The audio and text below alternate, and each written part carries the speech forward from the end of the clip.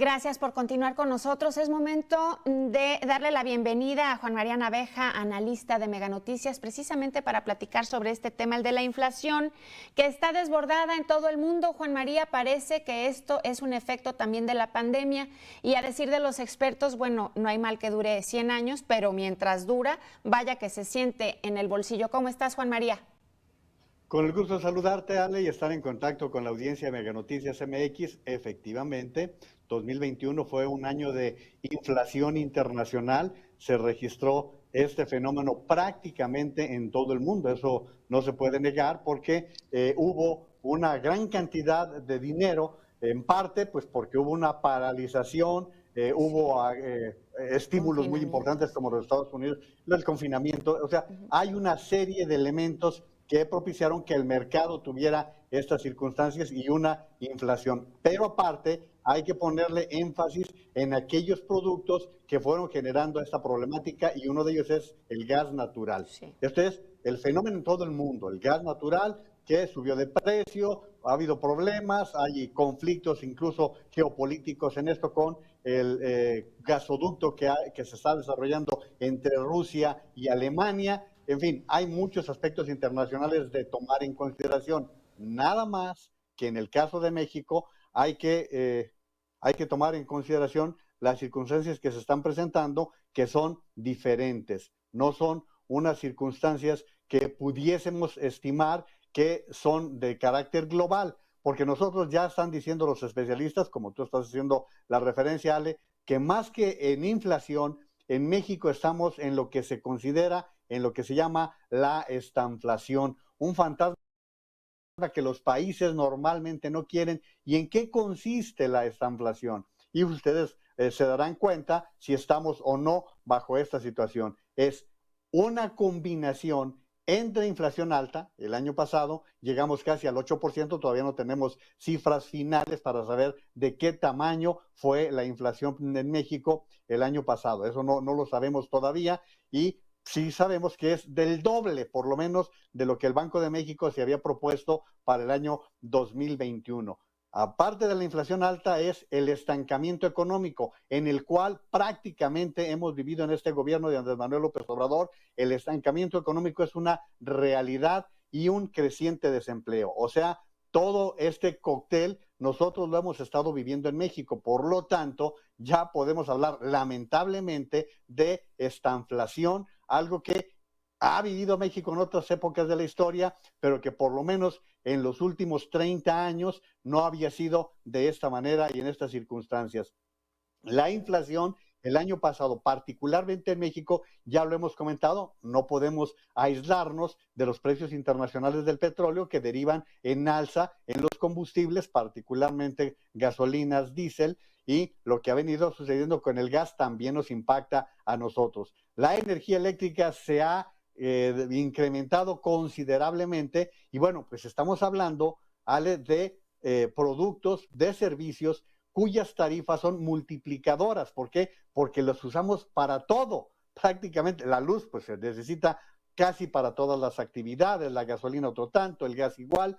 Entonces el efecto multiplicador se ha venido registrando. El asunto es cómo estamos arrancando este año con incrementos, con alzas en prácticamente todos los energéticos. Cuando se habla de gasolinazo, y esto genera cierta controversia, es por el alza global que ha tenido la gasolina. El año pasado la gasolina subió un 20%. Eso es lo que se está señalando. Ya si el IPS y el IEPS subió o no subió, ya es otra historia. La gasolina está costando más y pues parece que no va a haber litros de 10 pesos, sale, por lo menos a mí no me ha tocado verlos.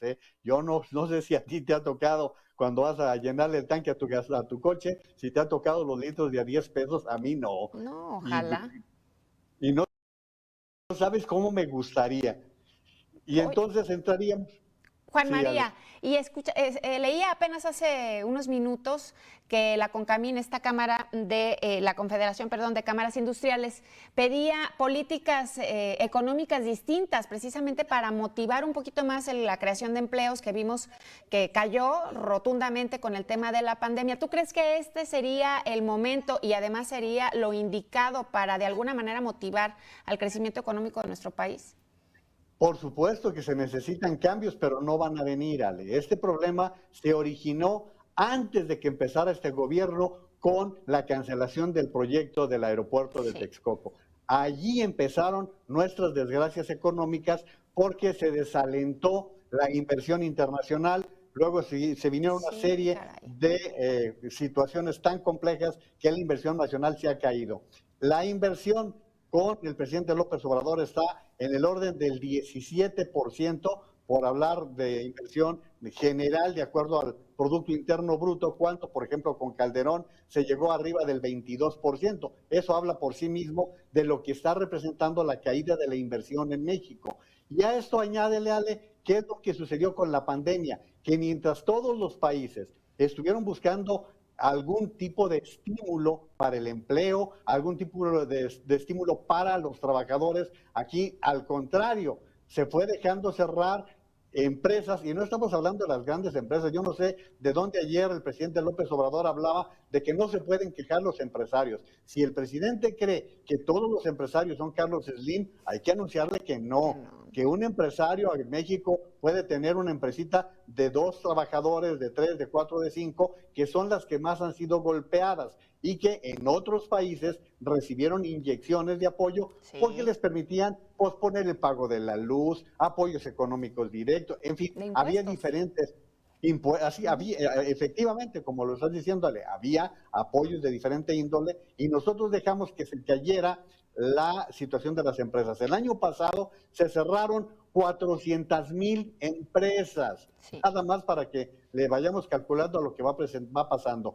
Nos tratan de reconfortar diciendo que el empleo, de acuerdo al registro del Seguro Social, ya se igualó al nivel que se tenía en el Seguro Social. Nada más, Alex, somos un país con un promedio de edad de 35 años. Por sí. lo tanto, cada año se incorporan al mercado laboral cientos de miles de jóvenes que no encuentran oportunidades de trabajo. Y si a esto añadimos que las empresas han preferido retener a su planta vieja que contratar a gente nueva, entonces estamos ante una situación. ¿Por qué? Pues porque han negociado bajarles el sueldo, pero Sí, conservarles el empleo. O sea, todo esto que la gente ha vivido los últimos 2 años se viene a complicar en el momento en que, bueno, pues tú eres ama de casa, Ale, cuando sí. vas al mercado, ¿qué te has encontrado en los últimos meses, Ale? Sí, un alza en los precios de la canasta básica. Y hace ratito que comentabas el esfuerzo que se hizo en otros países por parte de los gobiernos federales para inyectar dinero a las empresas, que en este caso en nuestro país son las pequeñas y medianas empresas las que impulsan la economía de México. En el gobierno federal no se vio esta situación, no se vio la intención. No así en algunos gobiernos estatales. Jalisco, por ejemplo, sí que repartió algunos préstamos, más de 500 millones, si mal no recuerdo, no a fondo perdido, pero sí una situación pagadera para quienes, como bien dices, retuvieran a sus empleados, aunque con menor sueldo, pero que los mantuvieran ahí, que después vimos insostenible, como que no veíamos el alcance de la pandemia y esto definitivamente mermó el bolsillo de los empresarios. En la actualidad, muchos de ellos queriendo salir adelante, pero con las debidas precauciones, no nada más porque la mesa de salud en algunos puntos del país todavía no autoriza aglomeraciones, por ejemplo, para que se reactive algún sector como el de la industria de la música, se me ocurre, los eventos masivos, en fin, no tenemos una normalidad y parece que todavía el gobierno federal no está interesado en inyectarle a estas pequeñas y medianas empresas para salir adelante. No, no hay el menor interés de hacer un cambio en el modelo que han venido siguiendo. Y mira, vamos revisando qué es lo que ha sucedido en el caso de México, porque le damos un gran vuelo a la llegada de remesas. Sí, Sí, normalmente comparamos con Estados Unidos, pero si quieren, les doy de pasada el dato de que en cerca de 90 países, México está en la cola entre los últimos lugares de los que han apoyado con dinero. Podríamos hablar de qué ha sucedido en Chile, en Ecuador, sí. en Brasil, lo que ha ocurrido en otros países, pero vamos al caso concreto de Estados Unidos. Ha sucedido que ha habido mexicanos que tienen la residencia y que reciben apoyos hasta por $13,000 al año. Ujú. Esto te da una idea de por qué las remesas van a llegar como a 52,000 millones de dólares, cuando el año pasado la llegada fue como de 44,000 millones de dólares. Entonces, sí, Estados Unidos ha hecho un programa de apoyo, de estímulo económico directo a las familias, sobre todo las familias que tienen niños. Y esto en México, pues como lo estamos comentando, no ha habido ningún apoyo. Entonces, en síntesis, lo que estamos hablando es una situación de inflación producto del mercado internacional, pero ya estamos en una estanflación a causa de la combinación el crecimiento de inflación, del estancamiento económico y la falta de creación de empleos. En fin, pues yo lo que te quiero recomendar, Ale, es que tengas tus bolsitas de té, que tengas por allí la preparación por si que te da gripa, pues dice el secretario de Salud, ya ves, que pues se puede corregir completamente con paracetamol y con test. Nada más te recuerdo, Ale, que a estas alturas, hace 2 años, ya íbamos a ser como Dinamarca. Y todavía no se ve nada de eso. En fin, ojalá que podamos dar mejores noticias a la brevedad posible. Gracias, Juan María. Al contrario, un saludo para todos. Saludos.